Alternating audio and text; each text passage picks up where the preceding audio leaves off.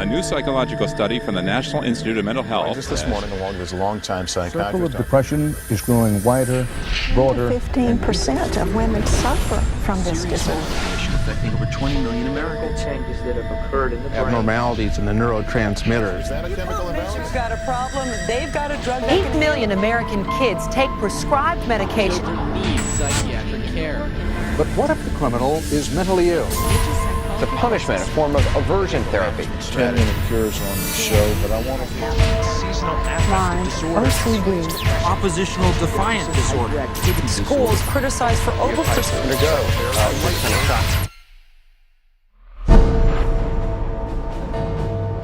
Everywhere you look, there it is. Think psychiatry has nothing to do with you? Think again. The whole field of psychiatry has gotten into every facet of your life. They basically believe that everyone is mentally ill. You smoke too much, it's a disease. You're too unhappy, it's a disease. You're too thin, it's a disease. You're too fat, it's a disease. Where are these coming from?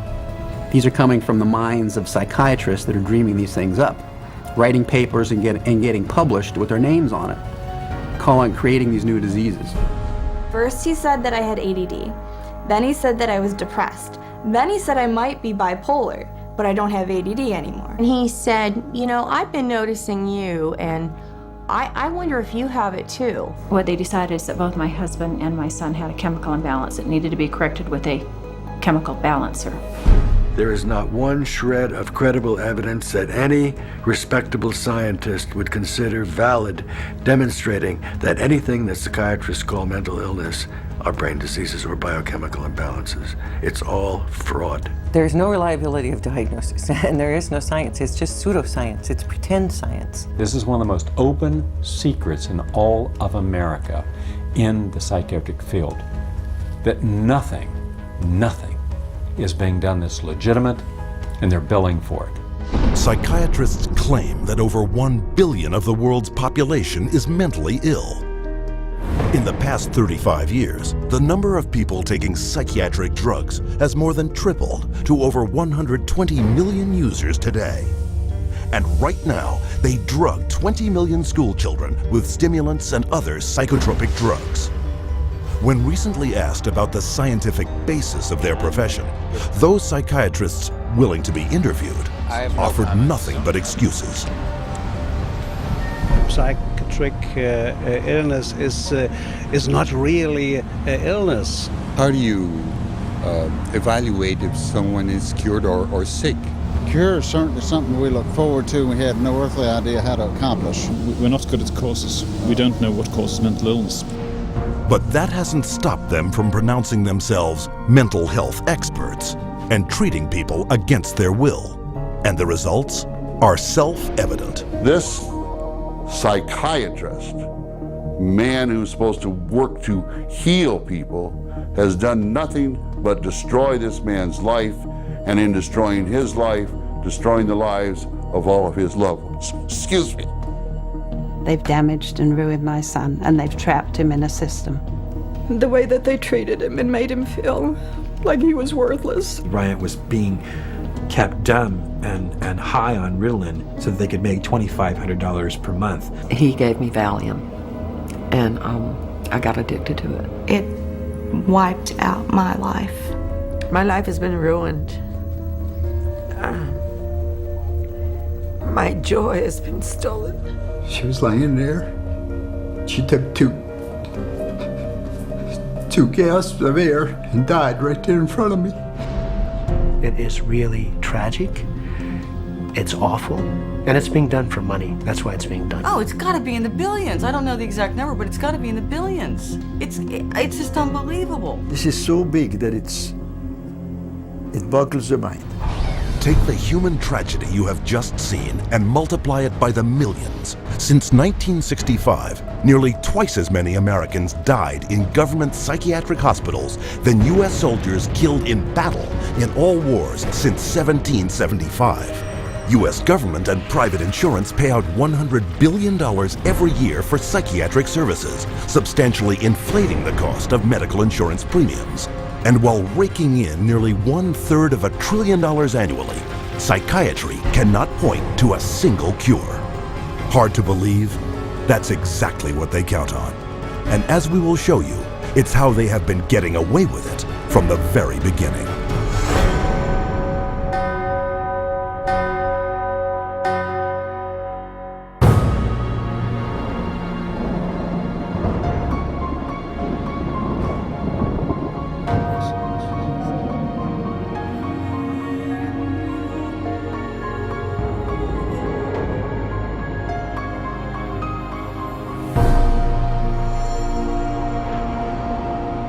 The roots of psychiatry have to do with control, power, and alienation from certain groups of people who were uncomfortable to be around.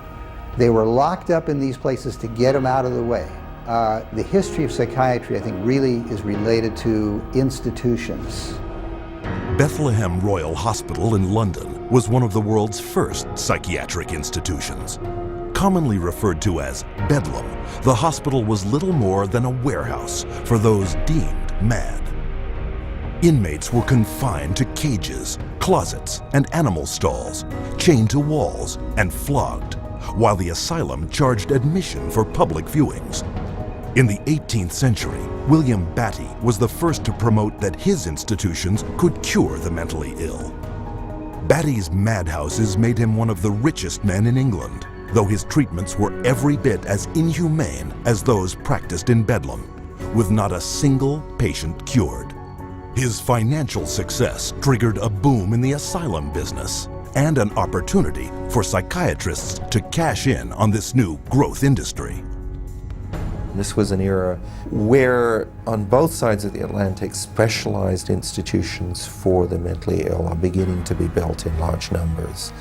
Those institutions date back certainly to the beginning of the 18th century, and in a few cases even earlier than that. But the explosive growth of an asylum sector, of asylumdom, as some historians have called it, is very much a 19th century phenomenon. It's that period when the state is persuaded to invest tax dollars in building these places. But while those who ran the institutions were getting rich, psychiatrists yet lacked the credibility to maximize their cash flow. In order to justify their profession, they needed to come up with these biological solutions, or they didn't have any profession. The only way for them to solve that was to attempt to start believing that these people that were suffering from emotional disorders was from a biological basis. Whatever was done to make this person more manageable would be simply called a treatment. And the sad reality is that many of these so-called treatments were, in essence, torture. The near-drowning devices that were developed in this period, for example, must have been appallingly frightening. For example, one device involved putting the patient into a coffin, closing the lid, and dumping it into a bath of water, and then opening it up and trying to revive the patient. There were a range of these things, and the mortality rate was very, very high. Psychiatrists next sought to give their practices credence by cloaking them in the language of medicine. Thus, each reckless experimental approach they tried was instead referred to as a medical model. Somebody who's really hyper and manic, if you're wrapped up in a cold sheet and dunked into some water, you're going to quit acting manic because that's a punishing treatment. But as soon as the symptoms started to go away, they started to believe that somehow by wrapping them up and dunking them in cold water, it was draining the toxics out of their body. So they built the medical model around that. Pushing the biological theory of mental illness a step further, an American, Benjamin Rush, put forth the idea that insanity was caused by too much blood in the head. The cure? Remove the blood by any means possible. Restraint, cold water, bleeding, even terror. And with that, a new medical model was created. Benjamin Rush was probably the most famous American physician of the Revolutionary era. Rush was known as the master bleeder. He bled his patients for madness. He also invented something called the tranquilizer. It's a chair that looks a little bit like an electric chair. The patient was confined in this apparatus, sometimes with cold water applied to his or her head, for some hours at a time, and Rush announces in a letter that he's invented this new contraption and dubbed it the tranquilizer.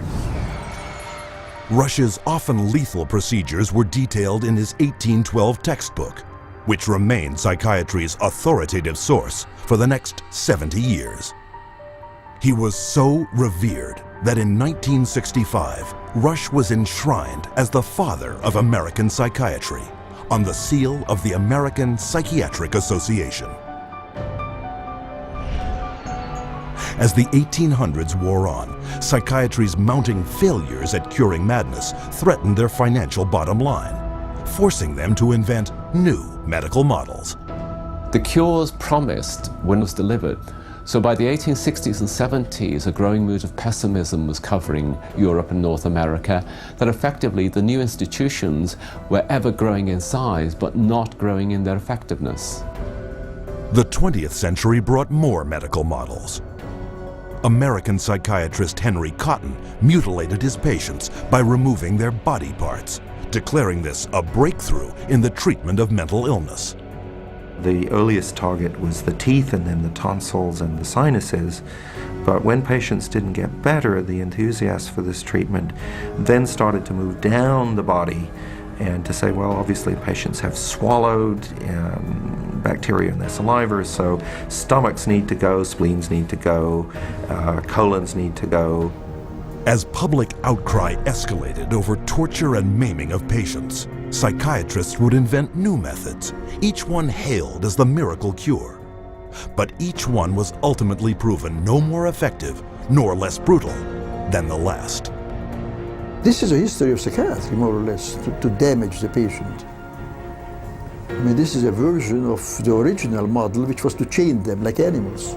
If you're doing it to somebody because you insist that they have to change, and you're going to do that by turning the screws, you might say, whether it's with medication, restraint, whatever, that's torture. And a huge part of what psychiatry has done really comes down to torture. As the 20th century progressed, psychiatry would continue to seek legitimacy by transforming itself into a medical discipline. But they succeeded only in creating more efficient ways of inflicting mental and physical torture and death. A legacy that has carried forward into modern psychiatry, with its most profitable medical model to date, the mass drugging of millions. But to do this, psychiatrists first had to shatter one of mankind's most cherished beliefs, decreeing that people were not what they thought they were.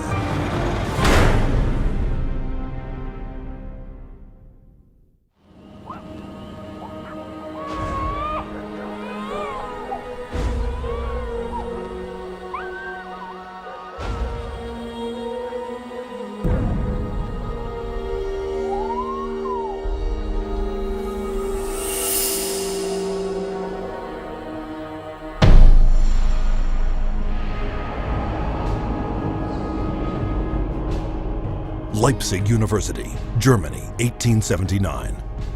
Professor Wilhelm Wundt experiments on the human senses.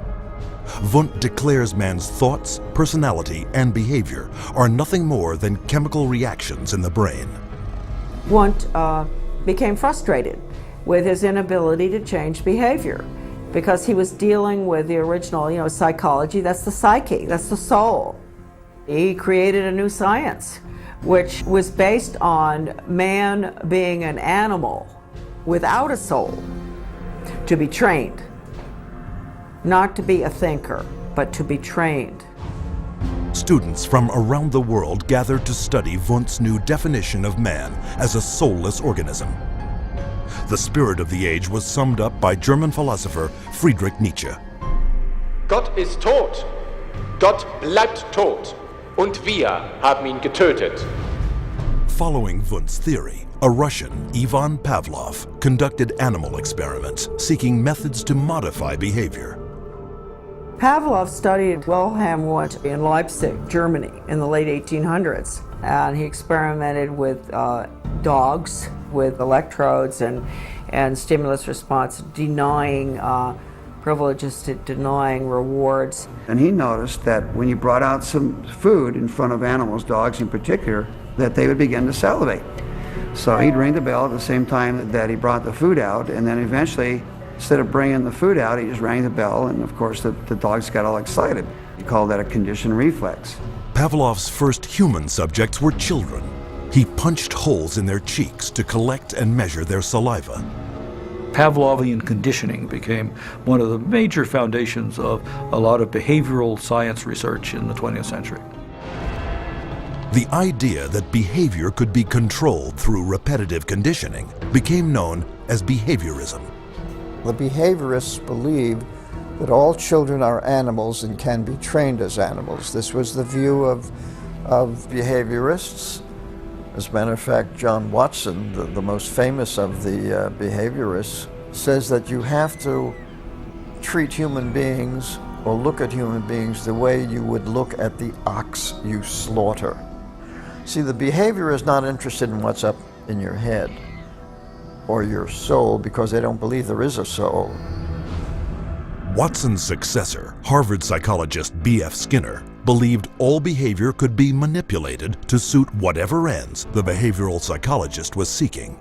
Skinner developed what's called operant conditioning, where he was able to demonstrate you can change animal behavior by certain schedules of reinforcement, by giving them rewards at certain times, and then you can teach pigeons to play ping pong, for example, and you can teach rats to run mazes, and you can teach human beings to seek certain economic or societal rewards. Skinner could actually shape new behavior patterns, and this actually was the sort of thing he quite soon became very famous for.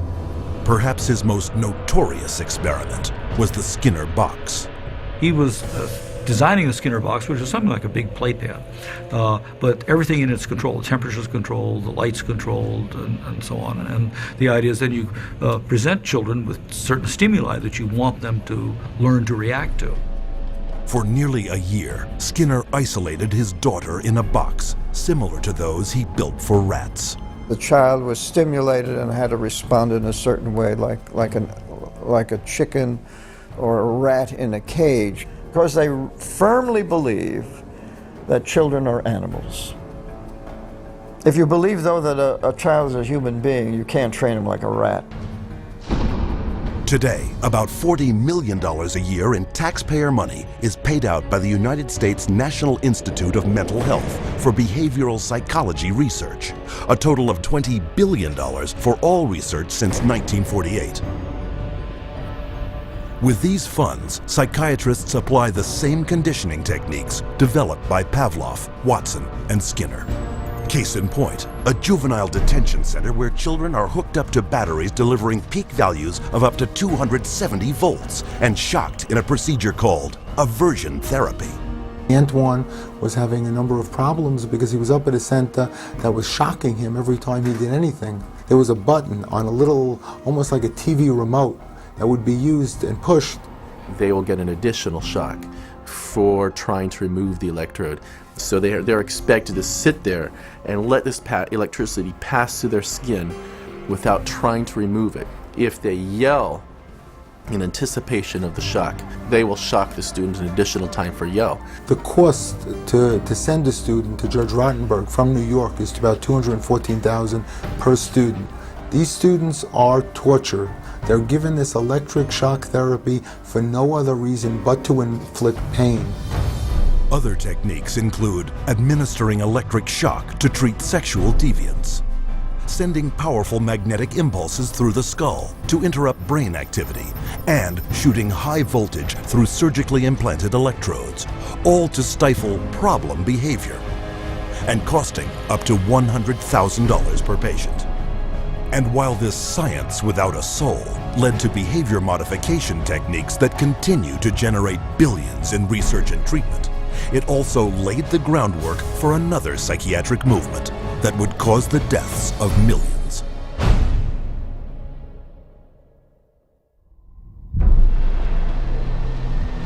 January 1945. As World War II comes to a close, the full horror of Hitler's final solution is exposed, with grotesque killing factories unparalleled in human history. Mass graves filled with corpses of men, women, and children, murdered by starvation, bullets, and poison gas.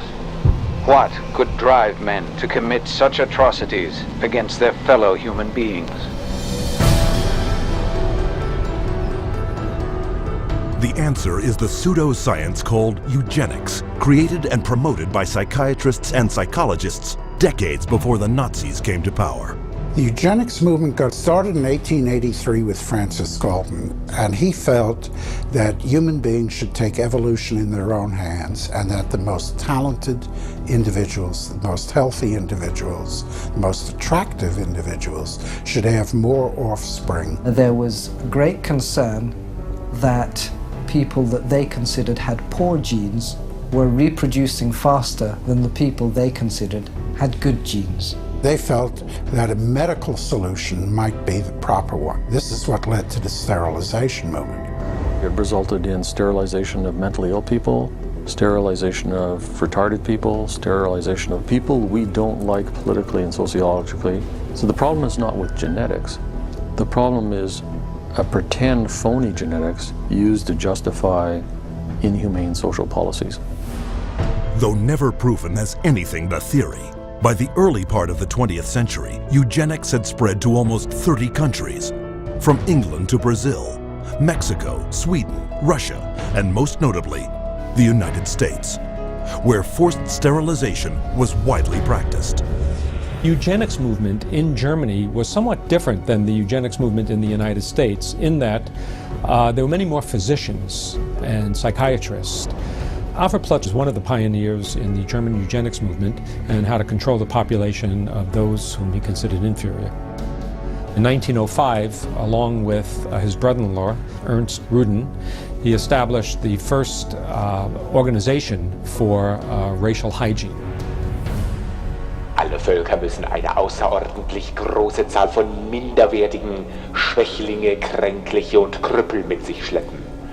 Durch eine weise Gesetzgebung in diese Richtung wird auch zugleich in rationellster Weise die erforderliche Zuchtwahl getrieben werden können. Hitler was particularly impressed by American eugenicist Madison Grant. Grant's book, The Passing of the Great Race, was proclaimed by Hitler as his personal Bible. In his book Mein Kampf, Hitler further hailed eugenics as the science that would rebuild the German nation. Wer körperlich und geistig nicht gesund und würdig ist, darf sein Leid nicht im Körper seines Kindes verewigen. Das Recht der persönlichen Freiheit tritt zurück gegenüber der Pflicht der Erhaltung der Rasse. The German eugenicists welcomed the Nazi advent to power because the Nazi program could fund the very programs that they had in mind.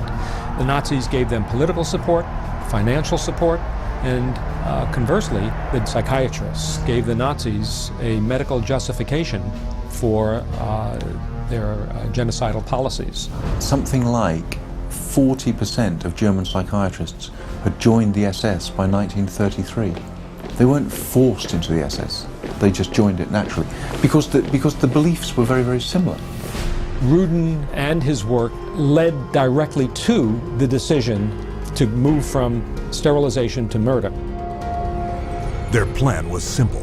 First, convince the public that feeble-minded undesirables wanted to escape the burden of their existence, but could not say it, and that killing them was an act of mercy. Then extend the definition of inferior to include Jehovah's Witnesses, Jews, gypsies, homosexuals, all unworthy of life. Psychiatrists produced propaganda movies known as the killing films, shown in all 5,300 theaters throughout Germany. Geisteskrankheit ist als ein Erbübel eine der größten Gefahren für die Volksgesundheit. Irrtum ist, dass sich solche Kranken glücklich fühlen und am Leben hängen. Sie haben überhaupt kein Daseinsbewusstsein. Wer von ihr befallen wird, dem ist die schwerste Last des Schicksals auferlegt. Ein Dasein ohne Leben. It first started with passive violence, which is starvation, It then intensified to lethal injections, and finally it developed into systematic gassing and cremation. Their headquarters were established in Berlin under the infamous codename T4. T4 program was named after Tiergarten 4, which essentially resulted over a period of time in the murder of about 70,000 people who were deemed mentally retarded, emotionally distraught, or physically handicapped by the Germans. They were called life unworthy of living. The killing, piloted in psychiatric institutions across Germany, then moved into the concentration camps, with top German psychiatrists as the executioners. Paul Nietzsche, the T4 director, declared, Die Durchkämmung der KZs fand nach genau denselben Gesichtspunkten, anhand derselben Meldebögen statt wie die der Irrenhäuser. 6 million Jews died in concentration camps and as a result of Nazi extermination policies. Rudin congratulated Hitler for making his, that is Rudin's, 30-year dream come true. After the Nazi surrender, an international court of justice was held to put doctors and psychiatrists on trial for their war crimes. But American psychiatrists, fearing a permanent blow to the future of psychiatry, stepped in by shifting the blame onto a handful of German psychiatrists. There were some doctors who were prosecuted, but very few. Ernst Rudin returned to Switzerland at the end of the war. He did not serve any prison time. One of the strangest things of all about the legacy of Nazi science is that some of the nastiest psychiatric eugenicists at the end of the war went back to work either in Germany or sometimes in the United States. It wasn't until 1999 that the German Association of Psychiatry, Psychotherapy, and Neurology finally admitted that psychiatrists were not only primarily responsible for the science behind the Nazi euthanasia programs, but for the guiding and directing of the killing campaigns. In 2010, their new president repeated his admission, adding that psychiatrists had continued their mass killings even after the T4 program had officially stopped. But all this came 70 years too late. What began with a psychiatric plan to eliminate undesirable humanity had now spread throughout the civilized world and was responsible for the killing of 11 million people. Never brought to justice, psychiatrists, as you will see, continued to advance eugenics around the world. And today we see the results. In racism, human misery, and unending social conflict.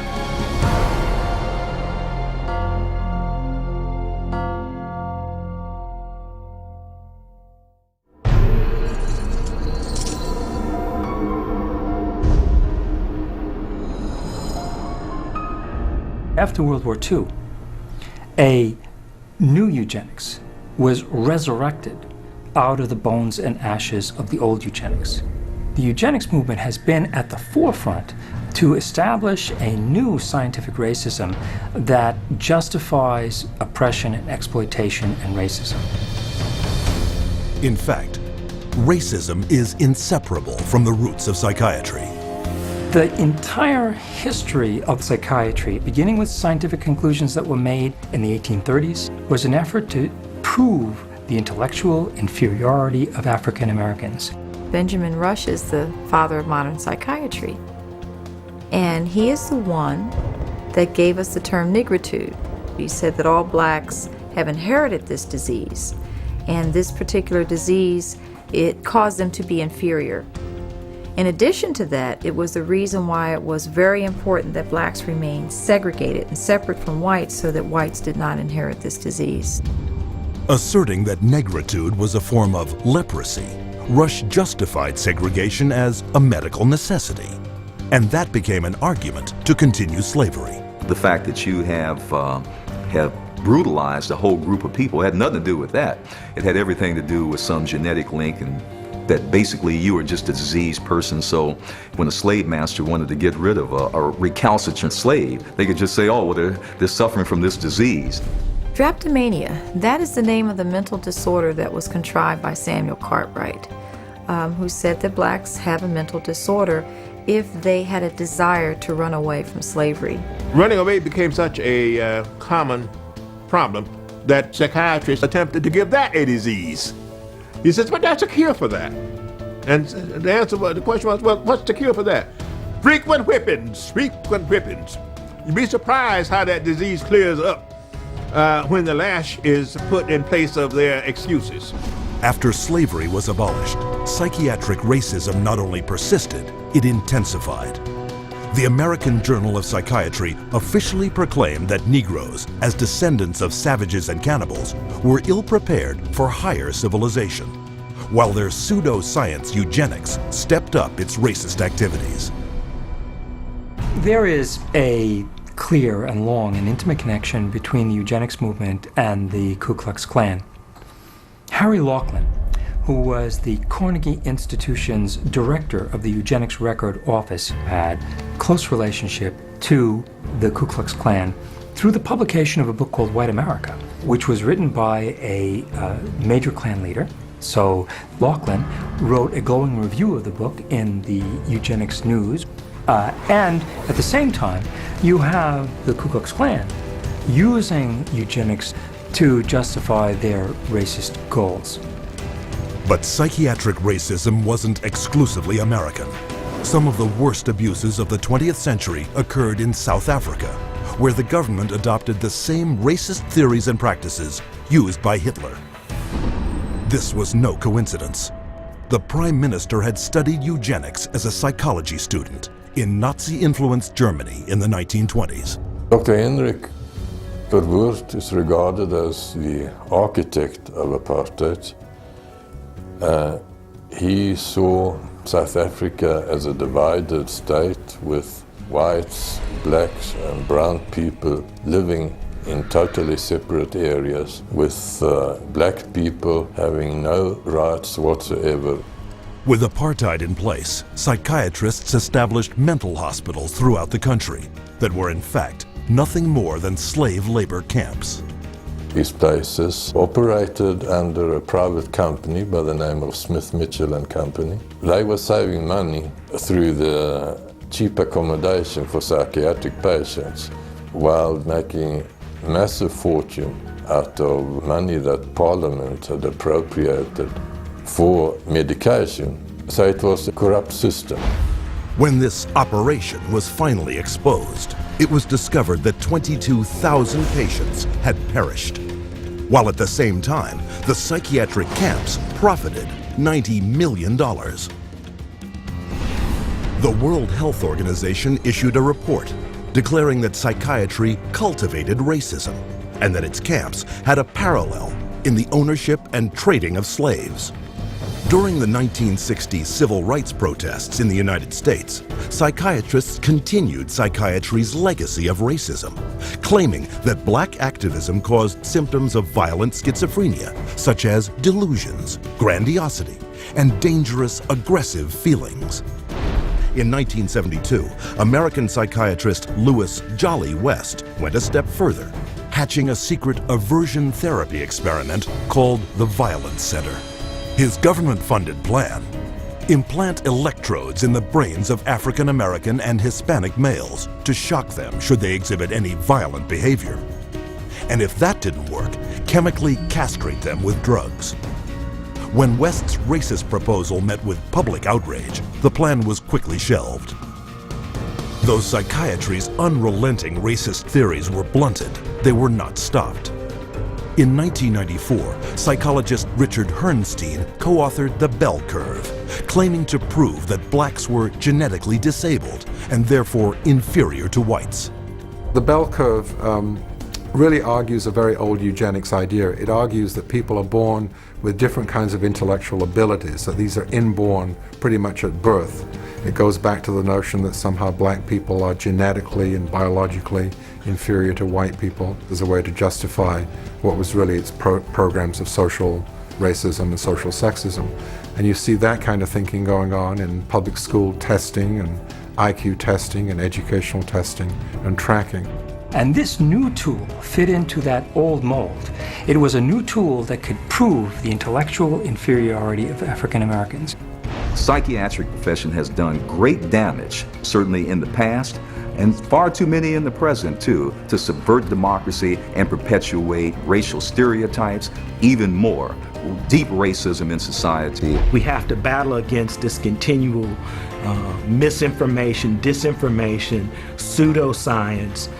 It can be repackaged in whatever form or format it is. But if it is based solely upon the color of one's skin and then is the merit of that human being, I just reject it. And so today, the flame of hatred continues to burn, fueled by pseudo-scientific lies. This is the heritage of psychiatry, as a justification for racism and as a pretext for political repression.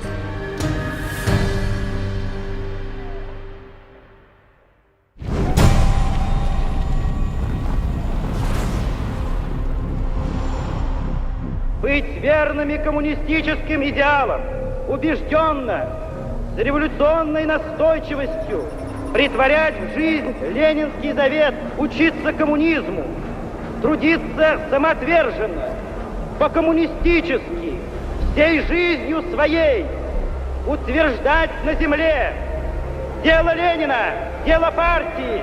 Клянемся!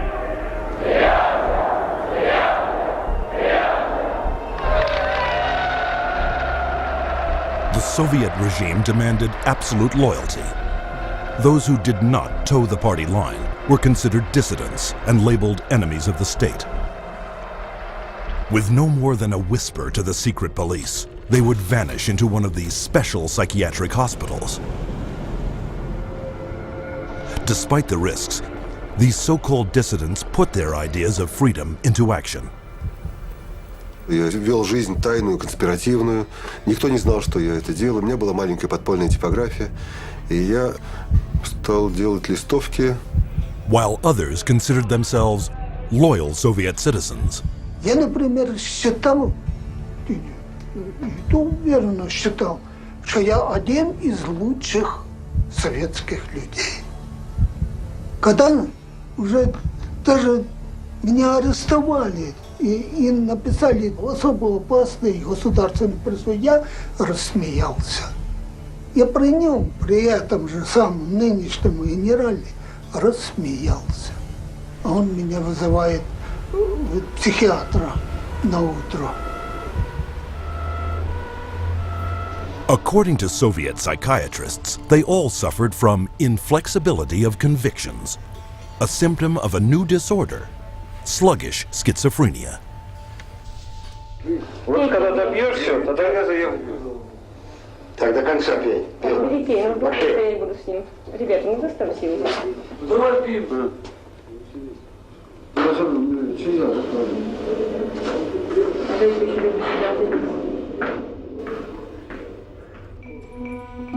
Like their counterparts in other countries, the Soviet psychiatrists prescribed powerful drugs to cure their patients. Они никогда их с удовольствием не принимали. И находят пути их не принимать. Мы обязаны просмотреть прием лекарственных продуктов, чтобы больные лекарства дошли до больного. Вот они где-то уже, как говорится, в горле проглатывают, все, ротовая полость чистая. И потом такие делают какие-то движения, отрыгивают. Врач на обходе говорит: как себя чувствуете, Петр Петрович? Я говорю: послушайте, вот, там, когда 5 кубиков галоперидола, туда, например, слюна до полу, там перекошенность вся, значит, одни мышцы растягиваются, другие сокращаются, совершенно ужасные позы, лицо все ужасное, на душе страшно просто. Я человека, вот самое главное, описать это состояние невозможно. Санитары совершенно безнаказанно могли избивать. По любому поводу. Или вообще без повода. Вот, например, санитар открывает дверь, и вдруг, если тут ты оказался, например, в проеме двери.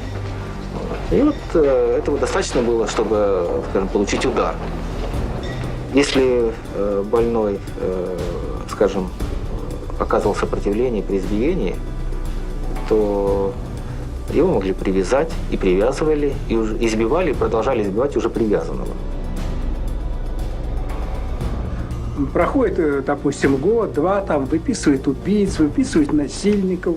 Михаил, ты бы лучше убил бы кого-нибудь, мне бы легче было тебя отсюда вытолкнуть. Это было, вот, рождало такое чувство безысходности. From 1967 to 1987, the Soviet government arrested over 2 million people who, for political reasons, were diagnosed as mentally sick and were forced to undergo psychiatric treatment. Even today, psychiatry remains the coercive tool of choice for governments throughout the world. What we've learned is that in Gitmo or Guantanamo Bay, that we had teams of healthcare professionals called the biscuit teams, behavioral scientists, psychologists, working with the military to advise them on how far you could push a prisoner. There are abuses that have been documented around the world. We have healthcare professionals who have committed potentially acts of treason within their medical ethics. And there's nobody supervising that. There's nobody making them stand accountable to their medical ethics. But psychiatrists have never reserved physical and mental torture exclusively for political prisoners. Throughout history, they have repackaged it and sold it to the public as therapy.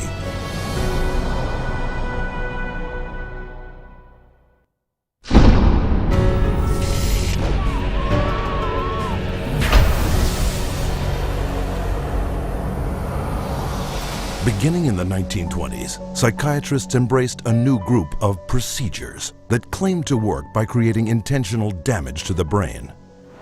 Manfred Sokal had this notion that he could kill just the bad brain cells, that somehow we have good brain cells, we have bad brain cells. So if you give people enough insulin, you kill those bad brain cells, and if the person survived this epilepsy, they would be better off for it. Despite severe convulsions and an insulin shock death rate of 5%, Sokal pointed to his patient's childlike state and declared his treatment a success. Hospitals built insulin shock wards, and coma therapy became big business. Not to be outdone, Ladislaus von Meduna of Hungary believed he could drive out mental illness by inducing brain-damaging seizures with a drug called metrazol. He noticed his epileptics had no mental health problems, and his mental health patients, his psychiatric patients, seemed to have no epilepsy, and so he thought doing one would obviate the other. The theory was that epilepsy and schizophrenia couldn't coexist in the same brain, and that if epilepsy was induced, that a seizure was caused, it would, quote, drive out the schizophrenia. There's no scientific basis for this whatsoever. Metrazol was fast and lucrative. In a morning, a single psychiatrist could chemically shock 50 patients into a docile and manageable state. By 1939, metrazol was so popular with psychiatrists and staff, it was used in 70% of American hospitals and in almost every other country in the world. The financial success of insulin and metrazol sparked the development of an even more profitable method of inducing brain-damaging convulsions. How is electric shock therapy done? We use these electrodes. We place them on the patient's head like this, and then by means of this machine, we pass a controlled electric current through the brain, just for a fraction of a second. The patient doesn't feel it. The story behind this miracle cure began in a Roman slaughterhouse. In Italy, in 1938, two Italian psychiatrists decided to observe that before slaughtering pigs, in order to make the pigs more docile, they would apply electrodes to their temples that were hooked up to wall current, and that this stunned the pigs, but it didn't kill them, and they could then slaughter them.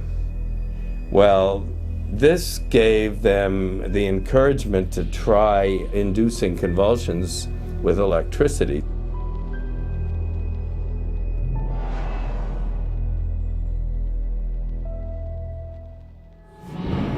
We would see teeth falling out, broken spines, bones knocked out of joint, broken bones, and people even getting internal organ damage from being restrained while they were having these uncontrolled writhing seizures, convulsions. Many patients have been returned to their homes and jobs who might still be here if it were not for this helpful form of treatment.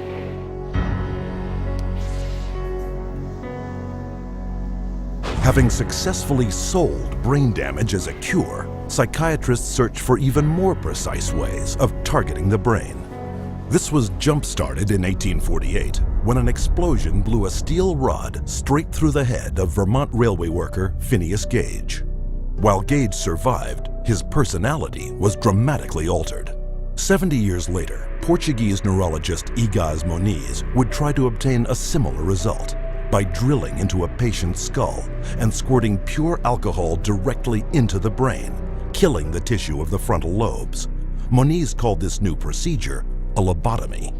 Dr. Walter J. Freeman would become lobotomy's most infamous practitioner.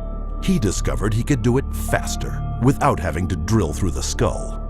There was no anesthesia, and he would just lift up the eye and stick nothing more than an ice pick right into the brain, right under the orbital bone, and then just rake the thing back and forth until he was satisfied that he had caused enough disruption of brain tissue, and then pull it out. Freeman traveled the country in his lobotomobile, hacking apart his patients' brains on stage, or sometimes right there in the vehicle. And he would pull up and offer lobotomies to people, get referrals from the local doctors, or sometimes people didn't even go through doctors. They'd go right to the lobotomobile, and he would just do the brain-damaging procedure right there. By the time his surgical privileges were revoked after his last patient died on the operating table, Freeman had performed or supervised over 3,500 lobotomies, more than 25% of which, by his own admission, left his patients in a vegetative state. They lobotomized 1 million people in the 40s and the 50s and beginning of the 60s until they came to the conclusion that this was a destructive treatment. But though the stories of miraculous cures were soon exposed as brain-damaging frauds, psychiatrists kept one step ahead, inventing new forms of psychosurgery, passed off as medical advances. I completely shuddered from head to toe. And that's what I heard in my head when he drilled something in my brain. Northwest, actually, of the centre hole. I'm sorry I had to do that. Yeah, why did you have to do that? I went all funny and all, Did my you? head all shook inside. Oh dear. All my head shook inside. Yes, all right. Everything shook, my eyes, everything, my teeth. Oh, that's wrong. That was grievous bodily harm done to my brain. And nobody has the right anyway to play God with somebody's brain. The whole operation took about 8.5 hours. And they kept me awake for every second of it. And I remember every second of it. And I still remember it to this day because I have this operation every day of my life. Whether I like it or not, I have it. Psychiatrists still tout the benefits of psychosurgery, a treatment that earns them $3.1 million annually. But in the wake of lobotomy's tarnished reputation, psychiatrists were quick to push electroshock back into the spotlight. Renaming it electroconvulsive therapy, they now give patients anesthetics to squash their screams and paralyzing agents to avoid watching the writhing of agony. The main misconception that people have about ECT is that it's new and improved. The new and improved refers strictly to these cosmetic improvements because, in fact, they make it easier on the witnesses. The person isn't shaking all over the table. They're paralyzed now. It isn't new, it isn't improved, it is worse. Every 10 years or so, there tends to be, first of all, a denial that it causes any harm. Secondly, an acknowledgement that it might have caused harm, but here's a whole new approach, and now this one is blameless, without any research to back it up. The ECT machine can produce anywhere from 50 to 400 volts. It's the kind of energy that we use for industrial machinery that might be in a steel mill or a printing press, some large piece of machinery. It's an extraordinary amount of energy, and it causes a great deal of damage. And while stories of prisoners physically mistreated with electroshock are well publicized, the amount of voltage doled out by psychiatrists for ECT is up to 33 times greater. And that damage is most often targeted at the most vulnerable. 2/3 of those who receive electroshock are women, given such diagnoses as premenstrual syndrome, menopausal disorder, or postpartum depression. Half of electroshock patients are elderly. Once they become eligible for government health care at age 65, twice as many American seniors receive ECT than at age 64. And what does this all add up to? 100,000 dead, and countless others so brain damaged they have no hope of ever recovering a normal life. For a total of $12 worth of electricity, psychiatrists in the United States alone rake in $1.2 billion. But the next miracle cure psychiatrists added to their arsenal made them more money than ever before. For it was faster, cheaper, and could potentially turn men, women, and children into patients for life.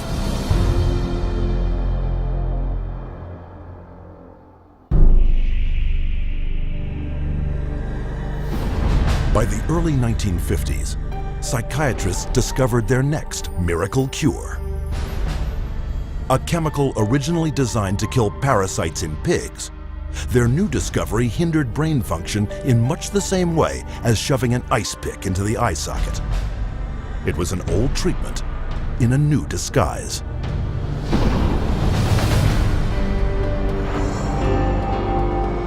With the advent of these new tranquilizing drugs, it seems not too much to say that we're on the verge of an entirely new era in the treatment of mental illness. Dubbing it a chemical lobotomy, Canadian psychiatrist Heinz Lehmann described Thorazine as a simple, easy-to-take pill with the same effects as psychosurgery, but without the mess.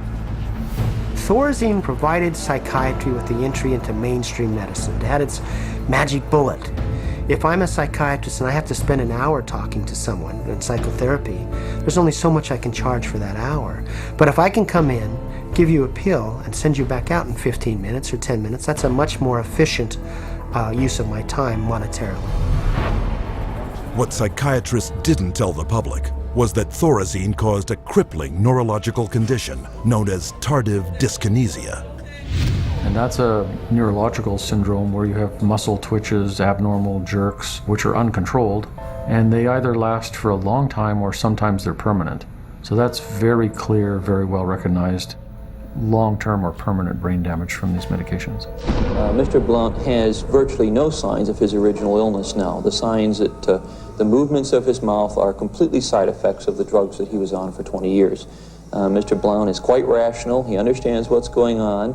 And if you're patient, he can carry on a very rational conversation with you. Even when you remove the drug, it may still remain. It means you have caused a permanent disabling of the brain. In the late 50s, you get the first signs of it, people starting to worry about it.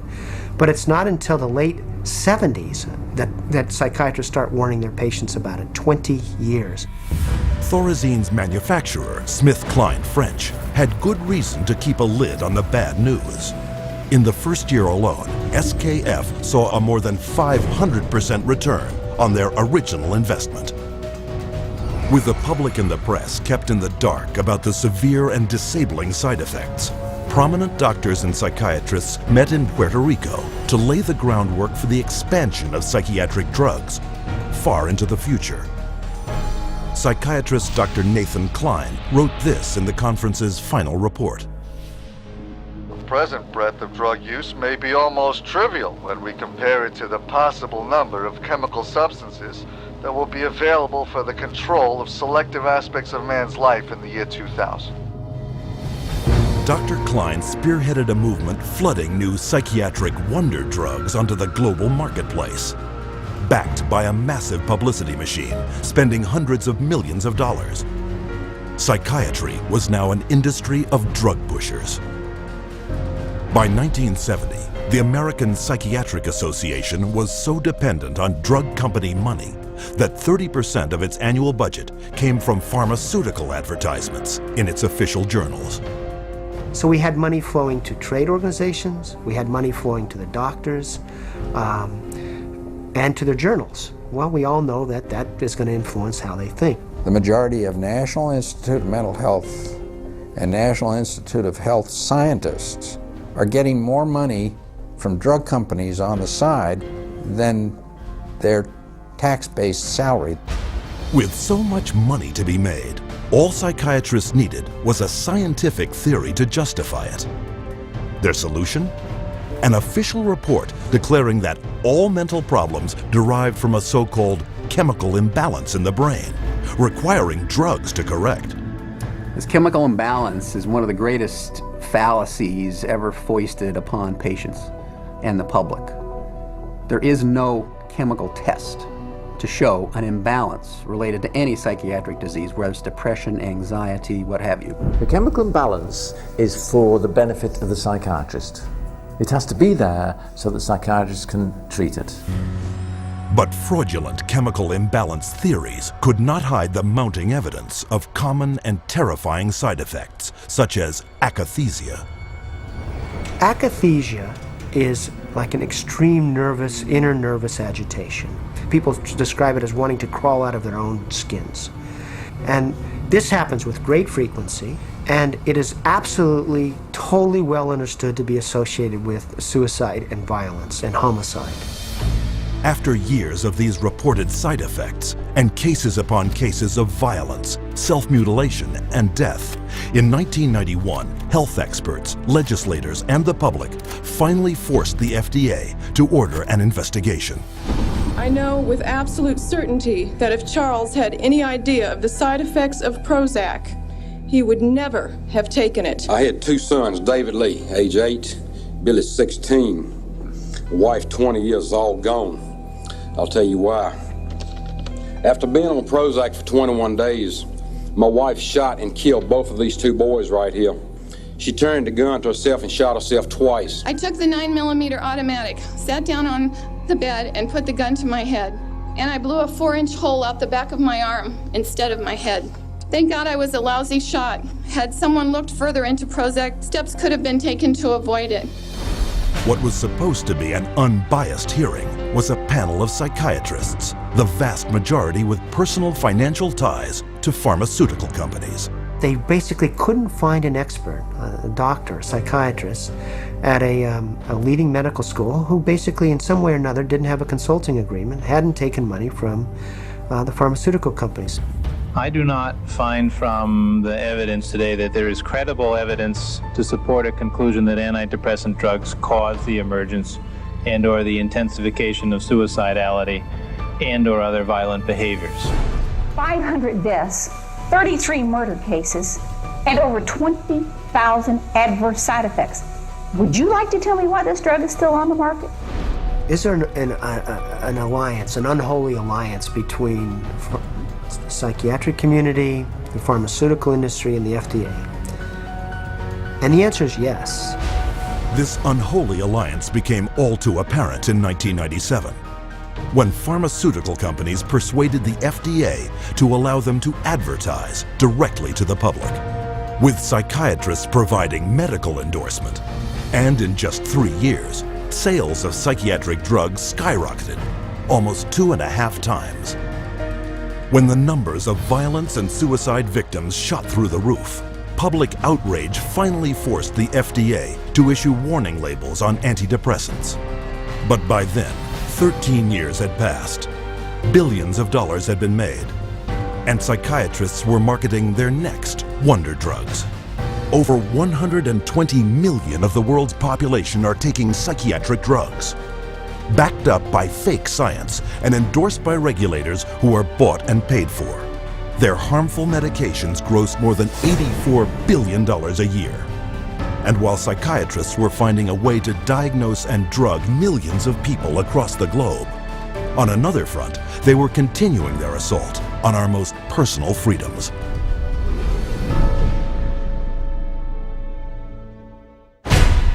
psychiatrists demand the absolute right to determine what is best for the so-called mentally ill. After all, the mentally ill are crazy and unable to evaluate their own treatment.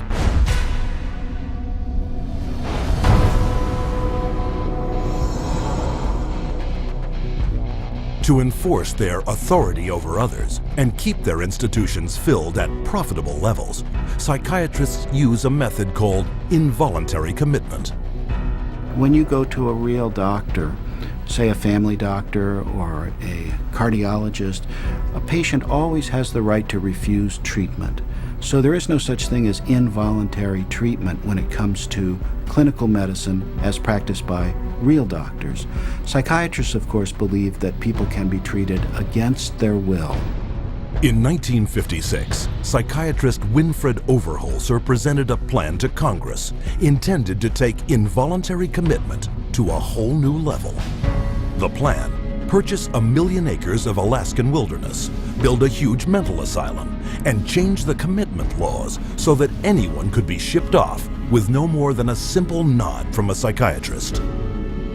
The bill sailed through the House of Representatives, but when the public caught wind of the plan, they became enraged, referring to it as Siberia, USA.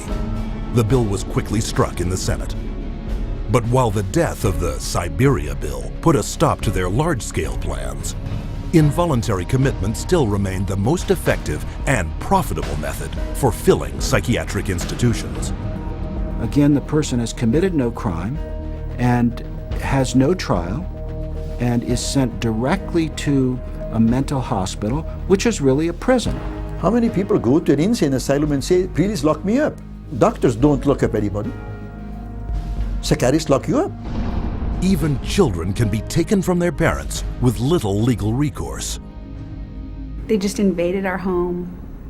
They came in with officers. Our kids were scared. You know, they come in with pieces of paper and say, you're giving us your kids. And it's like, you know, how can they just come in and do that? She said, you could be arrested for medical neglect. And I said, but how was that when, you know, this is my child? And I see that he doesn't need that much medication. Why would you threaten me with something like that? At 10 p.m., 2 policemen and 2 social workers came to my house and took all 4 of my kids away. Once committed to psychiatric hospitals, patients are drugged and restrained. The more a person objects, the more this objection is construed as symptom of a mental illness. At which point the person would be locked up in restraints. There would be the ankle, the knee, the waist, the head, the wrist, and the shoulder restraints. And if when that process was happening, if there was almost any resistance at all, the person then would be medicated to a point where they would almost be knocked out. We had one case where they actually took a patient in a seclusion room and beat him up. Then they lied about it to the services that investigated. So it's a pretty wide range of abuse issues that we've encountered.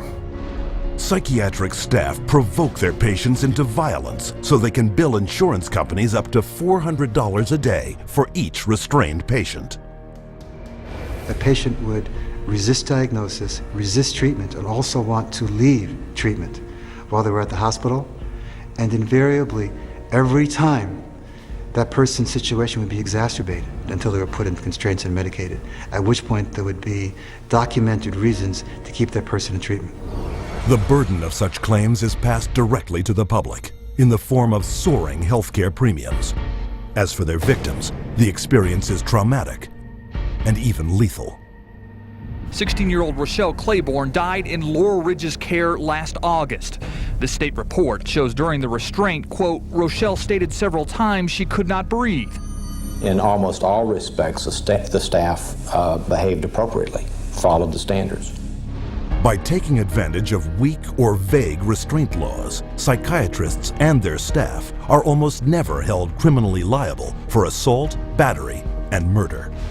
He begged me to take him home, take him out of there, that they were treating him wrongly, and he didn't want to stay there. And I got a call that there had been an accident, that they held him down until he couldn't breathe anymore. I wish I would have listened to him, take him out of there before it had happened. And then I miss him every day. And I wish I could have him back, but I can't.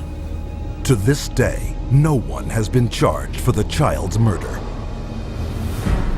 The elderly are a prime target for psychiatric abuse, with treatment of senior citizens in mental institutions in the U.S. costing private and government insurance $4.5 billion a year. Unwarranted commitment has occurred that wouldn't have occurred if the people hadn't had insurance. The proof of that pudding is generally in how fast they get out once the insurance runs out. Involuntary commitment is a form of psychiatric slavery, where persons are treated as if they're property and they are deprived of liberty, and people are making money in the process. As long as we have involuntary malhospitalization, psychiatry is a prison work. It's a crime against humanity. It is not medicine. Every 40 seconds, someone is involuntarily committed to a psychiatric institution. And if you think this is something that can't happen to you or someone you know, think again. In the time it took you to watch this chapter, 10 people have been institutionalized against their will. And with hundreds of billions of dollars allocated to hospitals internationally since 1975, psychiatrists have carved out for themselves a lucrative commercial enterprise, hidden behind a dubious interpretation of the law. But far too often, psychiatrists commit crimes too blatant to be ignored.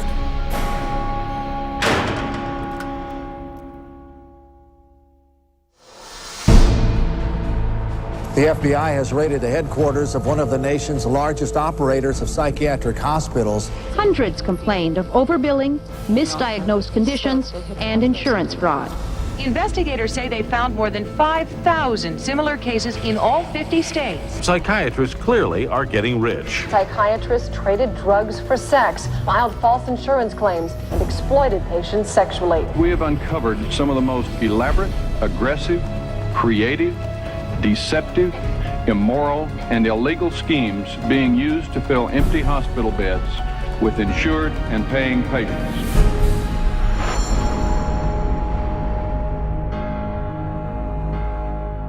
Every psychiatrist takes an oath to follow an ethical code of conduct, to put the care of their patients above all else. But of all medical disciplines, psychiatry has the worst record of fraud and abuse. Psychiatry is almost a license to print money. If a doctor were clever enough, and many of them are, there's no reason that they couldn't make at least $500,000 a year fraudulently and get away with it in psychiatry. I don't purport to have deposed every psychiatrist in Las Vegas. I can tell you for a fact I haven't. Maybe I've deposed half. And by and large, they were a dishonest, deceitful, lying bunch of people. So prevalent are their deceptive and criminal billing practices. Insurance investigators have slang for it, like the California wave and the $100 handshake. $100 handshake is when usually a patient is institutionalized. Psychiatrists, psychologists will visit that person, shake hands with them, say, hello, I'm Dr. So-and-so, I'm taking care of your problem here, and then leaves. They might have 10 or 20 patients there. They bill an hour for each one, and they might be in the hospital for a total of 30 minutes. So 20 patients, 20 hours, and they'd send the bills off to Medicaid. We see that most of the victims of recovered memory therapy were women who had excellent health insurance, whether it was government insurance or private insurance, because many insurance policies wouldn't pay for this kind of long-term nonsense. So those people were targeted because of the nature of the insurance that they had. Every year, the U.S. psychiatric industry defrauds government and private insurance of $5 billion, using any means possible to deceive the public. There were some advertisements, very seductive advertisements, for people wanting to lose weight and were having problems losing weight. And they would be given, all expenses paid to go to a particular spa. But when they got to this spa and went in and signed in, it wasn't a spa, it was a psychiatric center. And then they couldn't get out. What instead they received massive doses of mind-altering drugs, and they were kept for a lengthy period of time, and their insurance carrier was billed tremendous amounts of money for something that was unnecessary. But their lies go beyond the psych ward and into the courts, where as paid witnesses, they will say anything to collect their fee. A psychiatric expert who will have one opinion in one scenario and a completely opposite opinion in another scenario based on which law firm or governmental agency is paying for his time. The psychiatrist, on one hand, will tell the public that suicide can be prevented, but will go into court and tell a jury that suicide cannot be prevented. And then once you show his prior inconsistent statements, you also show that he is paid very well by pharmaceuticals. Then the jury says, you know what, we're not so sure about you because you just lied to us. Add to the greed, dishonesty, and deceitfulness their sex crimes. Contemporary studies have shown that at least 10% of psychiatrists committed sex-related offenses against their patients. It has happened so often that by the mid-'80s, the insurance companies who insure physicians across America started writing sexual claims out of the policies altogether. That's how common it was. The system was so broken that more than 25,000 complaints had been registered, but nothing acted upon. When a psychiatrist has a patient, a female patient, and abuses them sexually, there's a very high probability they'll get away with it. I've seen many cases where the mental health professional becomes very disturbed and is using very strange and odd treatments, and that can go on for many years with no one finding out about it because it's not very public. It's quite private. Things happen behind closed doors. Tragically, their sex crimes often involve children. Case in point, Dr. C. Markham Berry. On the surface, a well-respected member of his community. But all that shattered when he was arrested on child molestation charges. Van loads of child pornography were removed from his home, and the subsequent investigation uncovered his sexual abuse of former patients, boys aged 7 to 17, who he photographed and sodomized. All part of what the state called 50 years of Berry's rampant, undetected sexual escapades with children. This is not an isolated incident. It is the carefully masked character of many members of this profession. In every country throughout the world, you could well find psychiatrists committing rape, sexual abuse, murder, and fraud. And as you will see, psychiatry's entire credibility depends on the biggest fraud of all.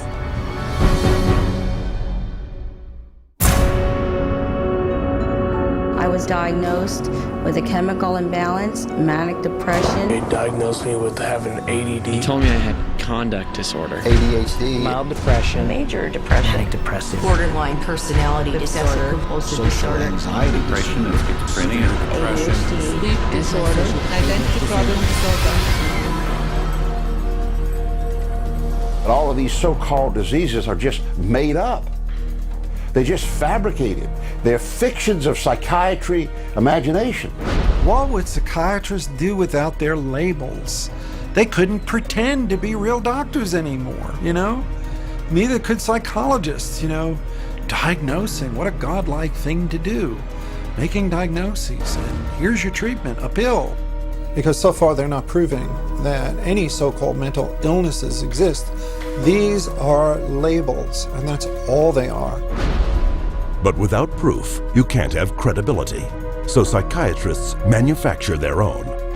It's based on a grab bag of checklists for disorders that are published in a book called the DSM, which is the Diagnostic and Statistical Manual. There are no statistics in this book, by the way. That just makes it sound more scientific. They create this cluster of disease, and they get together and they vote. Is this a disease?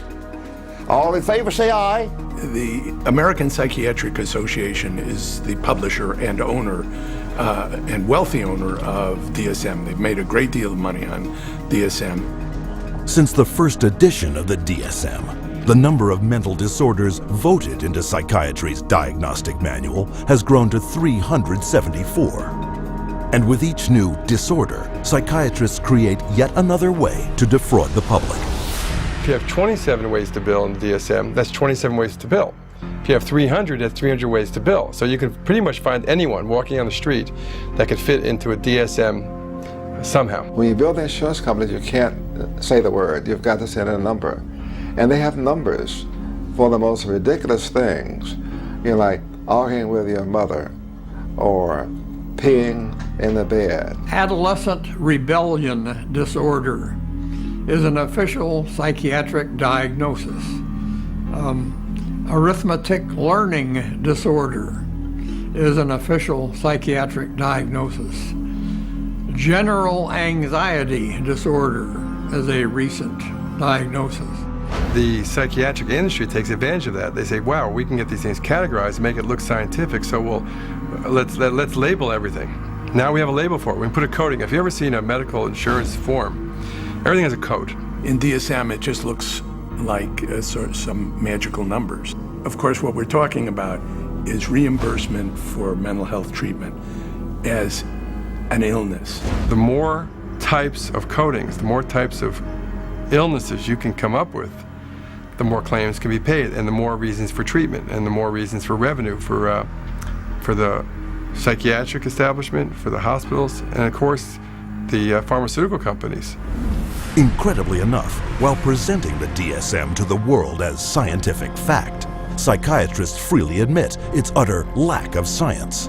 We have no diagnostic reliable markers for almost any illness there is in the DSM. What we're testing for in psychiatry, it's hard to say because there's nothing specifically. But as far as a test that's clinically useful, basically we're not there yet. We don't have any laboratory tests that we can use to determine whether somebody does or doesn't have a mental illness. There are no good biological tests for detecting mental illness. There is no test, there's no biopsy you can do. There is no chemical test right now.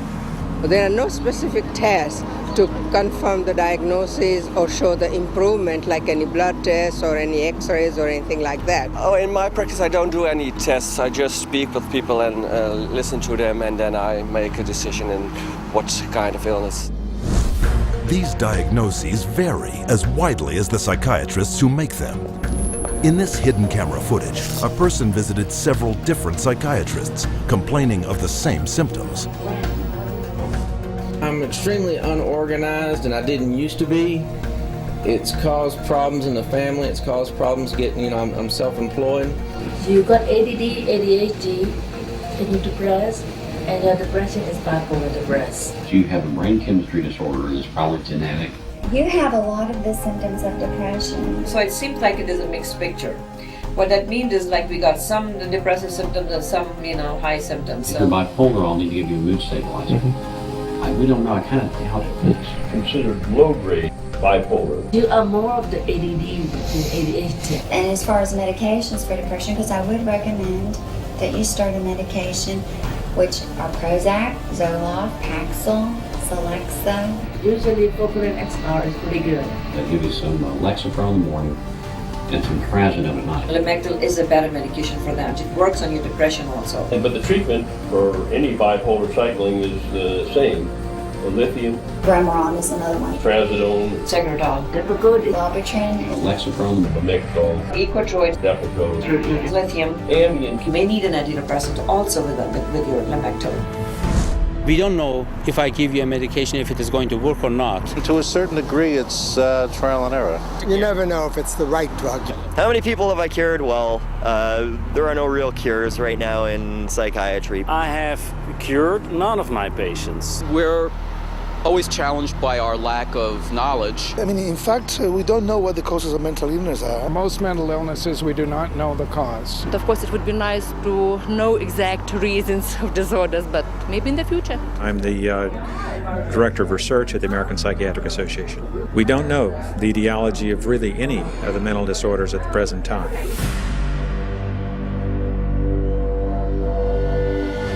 DSM-5, it's grown to 10 times its original size, and it labels everybody. I could find 5 diagnoses that would fit you or anybody else in there.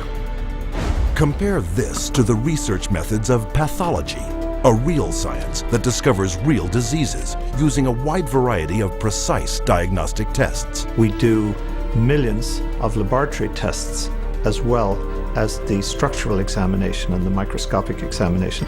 It's a whole series of applied scientific procedures. In the case of psychiatry, there isn't any laboratory tool that can precisely identify psychiatric disease and allow it to be classified. It's not as if there's some study of tissue or some study of the body or some study of matter. These are all categories which are made up. They're simply made up. They don't exist in nature. They're decided upon by psychiatrists and voted on. Psychiatrists are not the only ones who benefit from the DSM. Wherever you find a psychiatric diagnosis, you'll find a psychiatric drug. The pharmaceutical corporations now contribute enormous sums of money for the education of psychiatric residents and for the support of research by their professors, so that psychiatry today has become in America, has become very largely learning which drug to use with which disease or disorder. This to me is completely unethical, untenable, unacceptable for this to occur. The web of money is all over the place. It has compromised psychiatry, and now it's compromising psychology. And worst of all, it's compromising the patients. In 2006, a study revealed that 56% of all psychiatrists deciding what disorders to list in their diagnostic manual had financial ties to drug companies. Today, we see the consequences, a barrage of drugs, each one targeted at an invented disorder that is backed by an arbitrary diagnosis found in the DSM. The fact that it is couched in the language of science without necessarily having any of the scientific data or underpinnings to justify it is as threatening as anything we've seen today. And psychiatry's latest and most expensive ploy to fool the public by imitating legitimate medicine? Brain scans. We can scan all the brains we want to. The fact that we see changes in different people's brains, changes in functioning, doesn't mean that we've discovered anything that has its origin in the brain. It just means that we're seeing changes, but it doesn't mean that there's something wrong with the brain. They have no reliable measures about precise blood flow patterns for any of the psychiatric disorders using any of the scans. It's marketing. This is marketing. This is not science. This is incredibly effective marketing. It has nothing to do with science. Psychiatrists and psychologists use the DSM to label 450 million people worldwide as mentally ill, a total equal to the populations of France, Italy, Germany, Canada, the United Kingdom, and Russia combined. While sales of the psychiatric drugs they push have topped $84 billion annually, funding from world governments for these patients gross psychiatry over $250 billion a year. And much of this money comes from the diagnosis and drugging of our most trusting and vulnerable.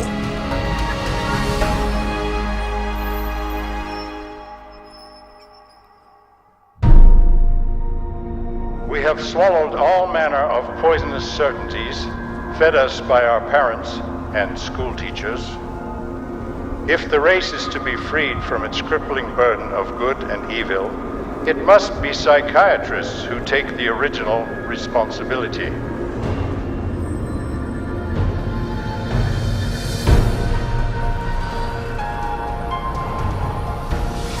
Brock Chisholm's declaration typified the psychiatric onslaught aimed directly at our school system. They actually said that the purpose was social control. Not to pass on knowledge, not to give him something so that he can go into the world of work. In 1950, psychiatrists and psychologists from around the world met at the White House to propose a total reorientation of the public school system. The White House Conference on Mental Health in the 1950s was a landmark that served to bolster the idea that schools would serve their communities better as mental health clinics than they would as institutions of learning.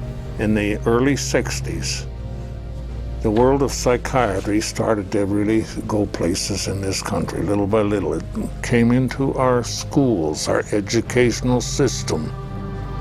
And by 1965, it was written into law. Psychiatrists were given the green light for the wholesale labeling and drugging of school children.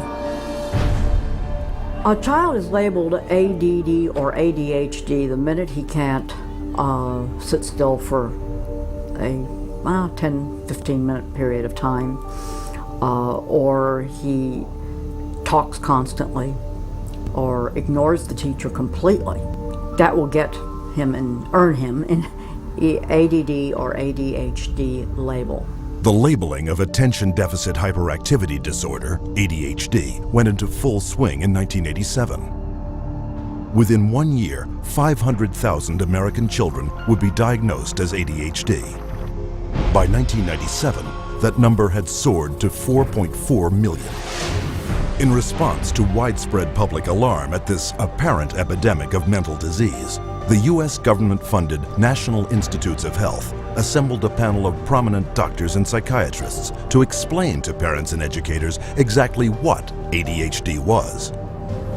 I would like any member of the panel to describe a typical ADHD in terms of symptomatology. Mark, would you like to? Since you see them in your practice. I think the panel has been frank, and the difficulties here are immense in terms of these. It is hard. It's very hard to know how to answer this question. They cannot, even when.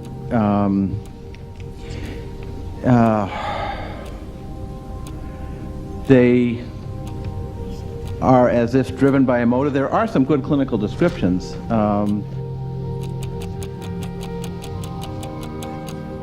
And I think, I think part of the problem is the profession keeps changing the diagnosis. At this time, we do not have a diagnostic test for ADHD. Therefore, the validity of the disorder continues to be a problem.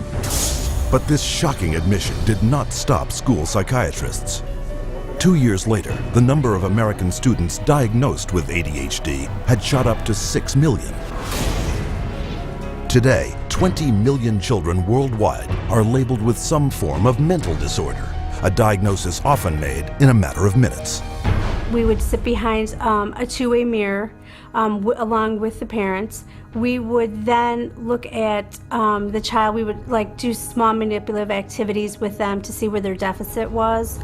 It was wrong what we were doing. We were looking at a 5-minute glimpse of this child's life and saying, okay, here you go. Here's a little pill, take it, you'll be fine. Those little pills like Ritalin, Adderall, and Concerta are classified by the U.S. Drug Enforcement Administration as highly addictive substances, right along with cocaine, opium, and methamphetamine. When I was on the Ritalin, it made me just feel totally different, like I wasn't even who I was. I was, flipping out, was twitching, going crazy. I felt like I was out of it all the time, like I wasn't there. I wasn't human. You're just a zombie, pretty much. You do what you can just to get by and just don't do anything extra. My mother never teased me, but she thought I really had ADHD and I was wrong, and I had something wrong with me. So I thought she'd feel bad and feel sorry for me if I died. But then again, I thought that she would miss me a lot, and I also love her a little more than I wanted to kill myself. And So I stopped when I realized that. The abundance of prescription medications created a new income source for kids, selling their meds to their schoolmates. It's called kitty cocaine. They take the Ritalin and they just repackage it and they sell it on campus to the kids because it's like speed. Today, almost 10% of all American teens, some 2.1 million, abuse Ritalin and another psychiatric stimulant, Adderall. And these drugs can also lead to even more harmful substance abuse. I figured like if I was gonna do drugs, I might as well make it worth it. And I ended up doing street drugs, and then I ended up getting into it really bad. We're looking at marijuana and other things as being gateway drugs, and actually the so-called medications are a greater gateway drug. The Ritalin drugs are backfiring big time because if the child is already disruptive and he takes cocaine, he's going to be a lot more disruptive after he's taken it. It is not going to calm him down. Boom, she got on the drugs and her personality changed, her behaviors changed, they became erratic and dark and violent, and it was just a nightmare. He kept having adverse reactions, becoming very, very angry. He could not control his behavior, he couldn't control his temper. He was on 5 different psych meds, Prozac and lithium, and he was 7 years old. And he was unable to function. He would have rages and then crying and all kinds of just violent rages, grabbing knives and all of this. The list includes 15-year-old Kip Kinkle withdrawing from Prozac when he shot 22 classmates, killing 2 after murdering his mother and stepfather at his home in Springfield, Oregon. 18-year-old Jason Hoffman on Effexor and Celexa when he opened fire at his California high school, wounding 5. 15-year-old Sean Cooper on a mix of antidepressants when he shot students in Idaho. And 17-year-old Eric Harris on Luvox when he and partner Dylan Klebold killed 12 classmates and a teacher in the bloodiest school massacre yet, Columbine. And all of this overshadows the very reason children came to school in the first place, to get an education. Since 1970, the United States has fallen from 9th to 23rd place in worldwide academic standing. While during that same period, the number of American school children labeled with learning, behavioral, and mental disorders skyrocketed, and the sales of ADHD drugs has multiplied 310 times. Children don't ask for psychiatric drugs. Children don't ask to be diagnosed. They don't want to be called crazy. So you ask the classic Roman question, legal question, cui bono, who benefits? The people who make the diagnosis.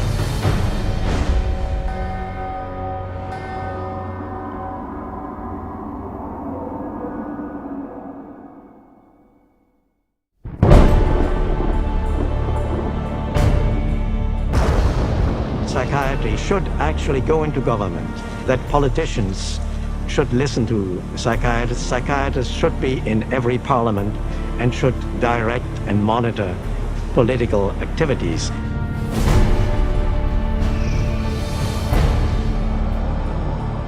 Psychiatry, in little more than a century, has adversely impacted society on a global scale, and not by accident.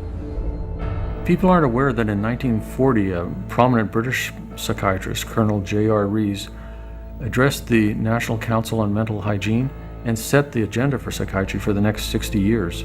Since then, psychiatrists have been given authority in nearly every sector of our society, with tragic results. We must aim to make it permeate every educational activity in our national life. Public life, politics, and industry should all of them be within our sphere of influence. We have made a useful attack upon a number of professions. The 2 easiest of them, naturally, are the teaching profession and the church. The most difficult are law and medicine. Rees's colleague, psychiatrist G. Brock Chisholm, co-founder of the World Federation for Mental Health, later expanded upon psychiatry's plans. To achieve world government, it is necessary to remove from the minds of men their individualism, loyalty to family traditions, national patriotism, and religious dogmas. To implement their plan, American psychiatrists convinced the U.S. Congress that mental illness was a national threat that only they, with vast increases in funding, could solve. And thus began massive U.S. government expenditures for psychiatric research, which have climbed from $1 million a year in 1946 to $1.5 billion today, an increase of more than 150,000%. As psychiatric influence spread across America, it also spread throughout the world. Behind crisis after world crisis, you'll often find the handiwork of psychiatry. Example, Serbian psychiatrist Jovan Raskovic, who demanded the ethnic cleansing of Croats and Muslims because of his firm belief in their racial inferiority. The result, Bosnia in the 1990s, where Raskovic's colleague, psychiatrist Radovan Karadzic, and Prime Minister Slobodan Milosevic established Balkan concentration camps, where the mass torture, rape, and murder of the innocent happened once more. One military psychiatrist explained how it was done. C'est très difficile tuer millions de personnes. C'est très difficile, techniquement difficile. Les Allemands étaient bons techniciens et ils ne pouvaient pas, ils pouvaient seulement 6 millions de Juifs exterminés. Ils massacrent, par exemple, 100 ou 200 de personnes, ou violent 100 femmes et 100 jeunes filles, pour que les autres sont effrayés et échappent. Alors vous avez le terrain pur. With century-old Pavlovian conditioning, coupled with modern-day mind manipulation techniques and drugs, psychiatrists and psychologists can turn average men, and even children, into mass murderers. You could train them to use firearms indiscriminately. You could train them to shoot people with very little feeling or thought. You could train them to use abusive and brutalizing procedures in order to obtain information with no hesitancy, with no concern. Key terrorist acts have been influenced in this way. In the wake of 9/11, Osama bin Laden was characterized as the mastermind behind the attacks. But an acknowledged brain trust and commander of Al-Qaeda is Ayman al-Zawahiri, educated in psychology and pharmacology at the University of Cairo, and the author of the Al-Qaeda training manual on the use of coercive psychiatry. And orchestrating the terrorist bombings in Madrid, Abu Hafiza, another Al-Qaeda operative, relying on those same techniques to manipulate the minds of men. You can implant memories. Memories are potent sources of motivated behavior. If you implant enough memories of specific kinds, you can shape and change the nature of human thinking and feelings. And it was thought to be a kind of ultimate weapon, because what greater weapon could there be than control of the human mind? You can control minds, and you can move people around, particularly when you control their lives. It's easier to control their minds. When we look at psychiatry and psychology, social control is the primary agenda. And that agenda manifests in another way throughout the world right now, with mental health screening campaigns fed to the public under such innocuous-sounding names as Teen Screen. The national government is actually encouraging it and wanting to test every single kid in our public school system. All children are put under this kind of a test for psychiatric evaluation, a 10-minute test that tells them absolutely nothing. I predict that upwards of 90% of all the people screened will be diagnosed as having a psychiatric disorder, which means that we'll have an entire generation that will be a perfect profit center. The man behind the Teen Screen program, psychiatrist David Schaffer, consultant to the U.S. Department of Defense. They're not just screening children to have complete control of the 52 million children in school. They're screening now, and they will screen their parents, and they will screen all adults in America. The idea of mass screening for mental illness in the American population, run by a government initiative, is one of the scariest ideas I ever heard of. Psychiatry is politics, has always been politics. It is politics pure and simple, because psychiatry was always the application of force against people who don't want to be forced. It's a sad thing, and parents better wake up. Society better wake up, because we're in serious trouble if they don't. In the 1940s, psychiatrists announced their intention to infiltrate all sectors of society. This is now a reality. We don't have an epidemic of mental illness. We have an epidemic of psychiatry, and it's harming and killing in the name of mental health. Something can and must be done about it.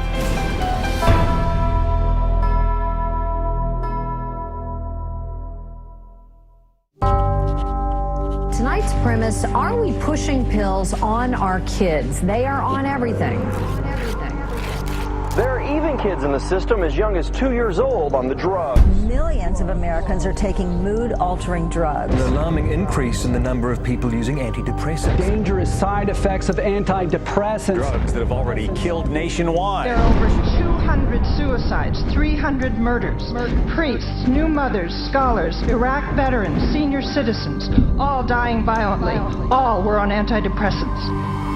Recent years have seen psychiatry's drug treatments increasingly exposed as ineffective, costly, and health-destroying. As a consequence, its leadership is scrambling to find its next miracle breakthrough.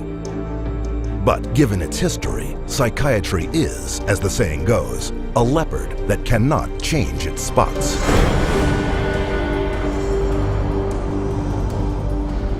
A decade into the 21st century, psychiatric drug treatment is in trouble. Multiple wide-ranging studies now confirm that the most commonly taken class of psychiatric drugs, antidepressants, work no better than a sugar pill and carry with them severe and crippling side effects such as low blood pressure, internal bleeding, seizures, psychosis, and suicide. Another class of psychiatric drugs, antipsychotics, create severe weight gain, diabetes, and coronary heart disease. And yet another type, stimulants, can cause heart irregularities, stunted growth, and brain shrinkage. But psychiatrists and their drug company partners have consistently downplayed or denied many of these risks, and in recent years have paid dearly in court. From August 2004 to January 2012, drug companies paid out over $10.5 billion in fines and settlements involving their psychiatric drugs.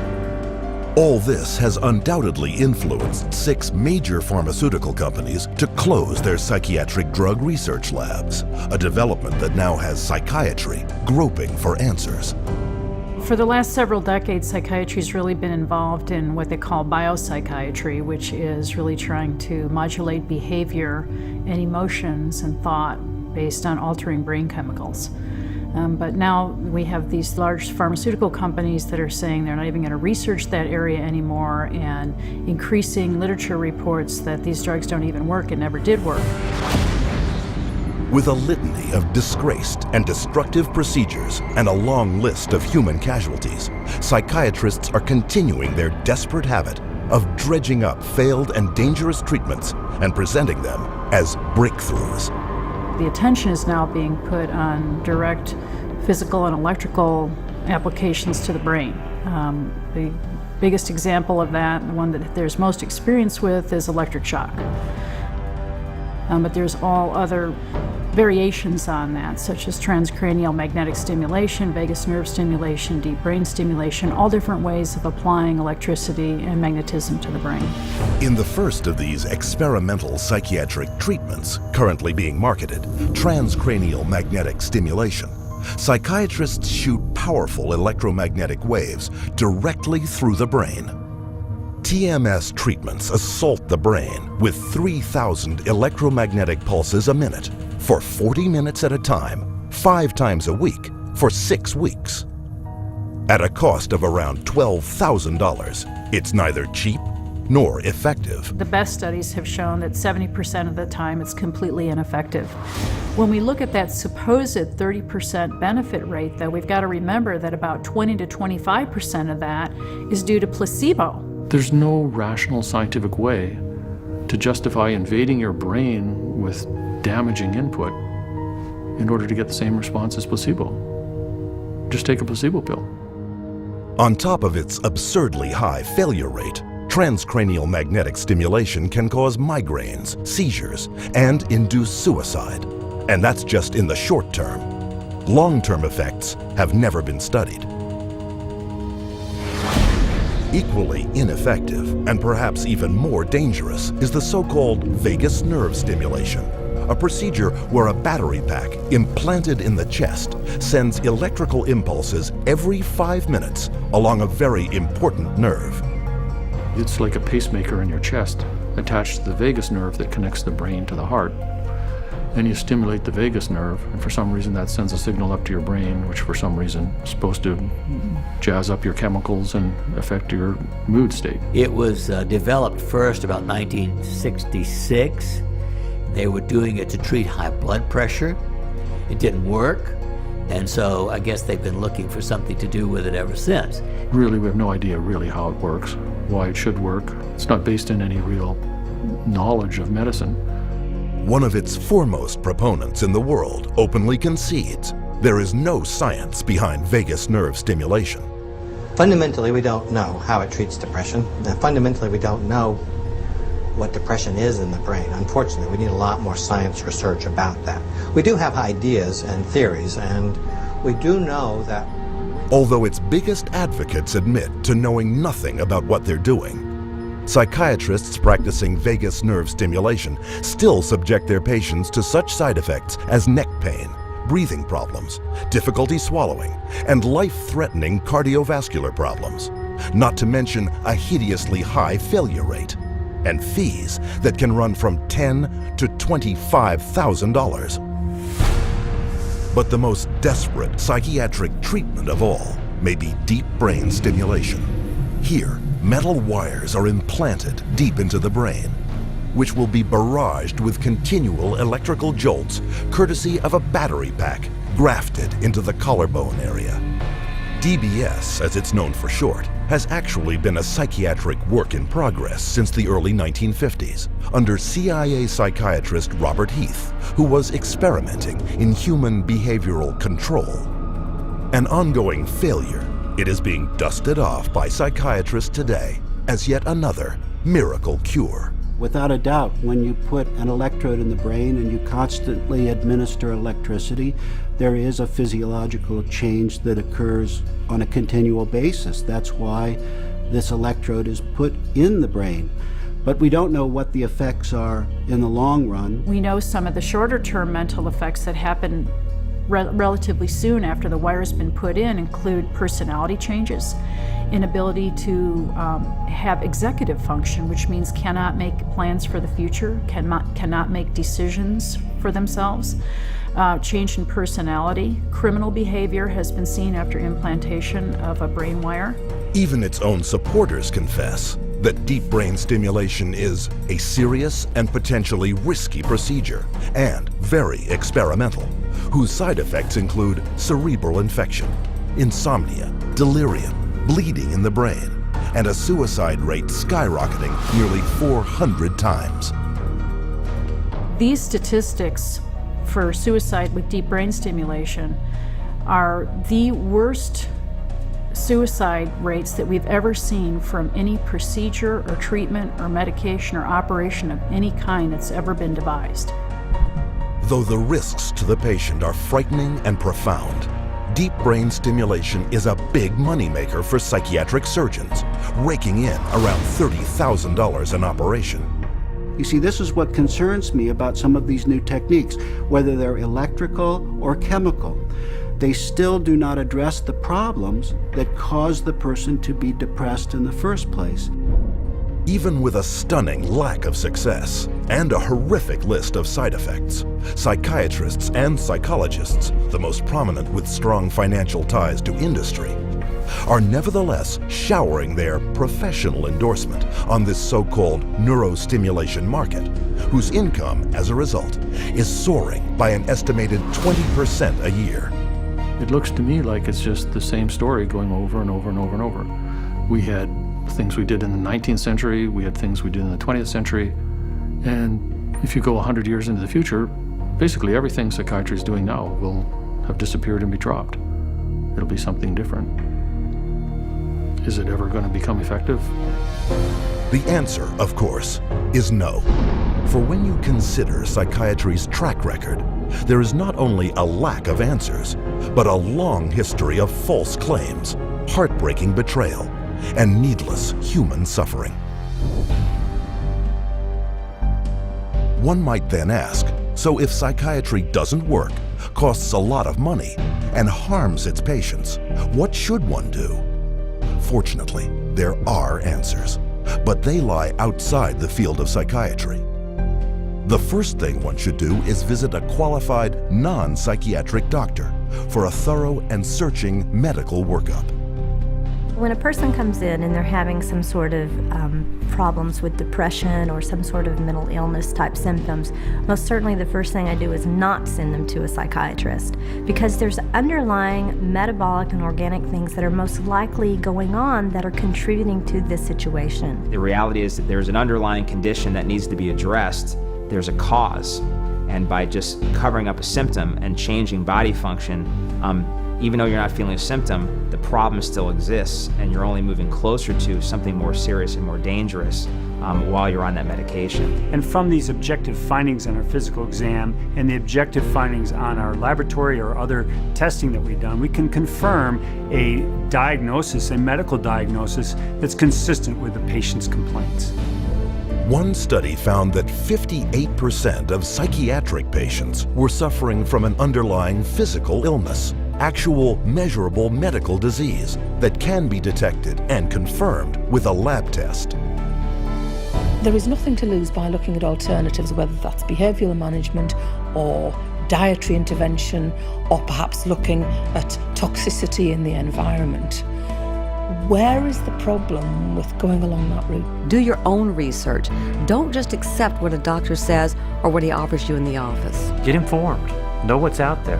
Know what's going on. Watch some of the videos, read some of the literature, and determine for yourself what's true and what isn't. Learning all the facts for yourself and taking charge of your health is the way to ensure your future well-being, physically and mentally. True mental health is attainable, but only without the damaging and barbaric treatments of psychiatry.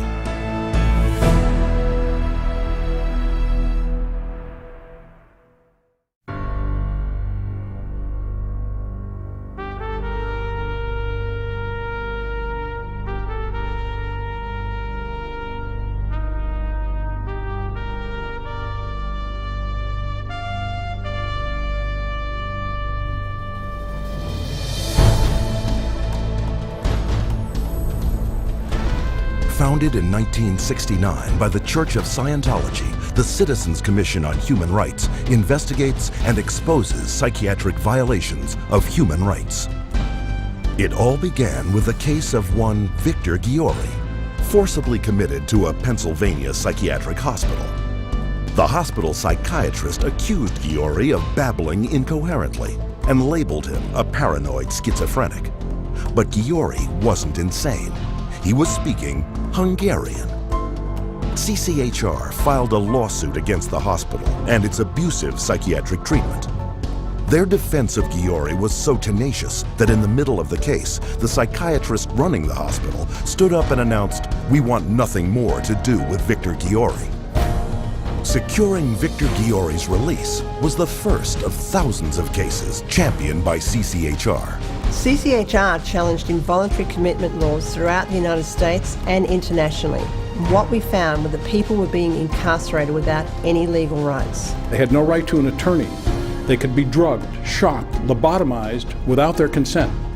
Example, Australia, 1977, where CCHR exposed a psychiatric practice called deep sleep treatment. Patients were being subjected to a cocktail of barbiturates and other psychiatric drugs. They were subjected to electroshock treatment daily, sometimes twice daily, without their knowledge. Deep sleep treatment caused 48 deaths. It was CCHR that investigated it, exposed it, and fought until deep sleep treatment was banned and its victims compensated. In South Africa, CCHR exposed psychiatric camps where mental patients were kept and brutalized and then farmed out as slave labor. In Italy, CCHR worked with legislators and the media, conducting raids on psychiatric hospitals, the conditions of which were barbaric. CCHR got them shut down and ensured patients were referred for proper care. In Japan, CCHR exposed patient abuse and the financial crimes of psychiatrists and hospitals, defrauding the government and taxpayers of millions. The guilty were convicted of fraud, and patient protections were implemented. And in the United States, CCHR uncovered a $1 billion fraud in the nation's largest chain of private mental health facilities. 600 federal agents conducted raids across 20 states. Dozens of prosecutions ensued. Millions of dollars in fines imposed, and the entire chain of corrupt hospitals was permanently closed. And the list goes on to facilities in Australia, France, Germany, Hungary, and the United Kingdom. CCHR not only ensures thousands of abusive psychiatric facilities are closed, but also that patient rights are restored. Behind many public warnings you see today about psychiatric drugs is CCHR, such as in Europe, where its medicines agency slapped antidepressants with suicide warning labels for children and youths. South Africa, where their government has warned elderly citizens considering taking antipsychotics about the risk of stroke and heart attack. And the United States and Mexico, where thanks to CCHR's efforts in promoting the Child Medication Safety Act, parents can no longer be forced to give their children psychotropic drugs to be educated. CCHR has documented the side effects of these psychiatric drugs. It's taken evidence to the FDA, it's gone to Congress, and it's obtained congressional hearings. CCHR was the first organization to expose that antidepressants could cause suicide and violence in patients. And due to CCHR's efforts, the FDA held hearings in 1991, but it would take the FDA a further 13 years before they finally issued black box warnings that antidepressants could cause suicide in patients.